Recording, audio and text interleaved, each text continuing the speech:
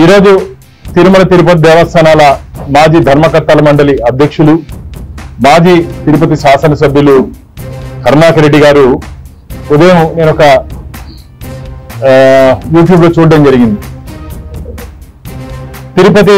తిరుమల తిరుపతి దేవస్థానం ఆధ్వర్యంలో నడుస్తున్నటువంటి శ్రీ వెంకటేశ్వర గోశాలలో 100 గోవులు మరణించాయి, అన్ని బక్క చిక్కిపోయాయి, అసలు ఏం జరుగుతుందో తెలియదు, ధార్మిక క్షేత్రంలో ఇలాంటి దారుణాలు జరుగుతున్నాయని చెప్పి వారు మాట్లాడారు.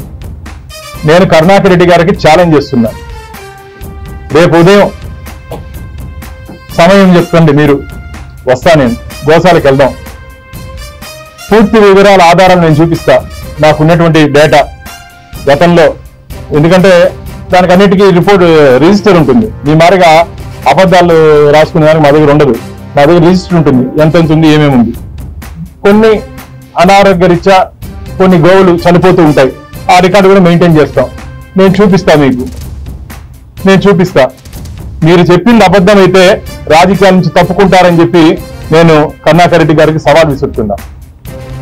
మీరు చెప్పింది తప్పైతే రాజకీయాల నుంచి మీరు తప్పుకుంటారా కరుణాకర్ రెడ్డి గారు?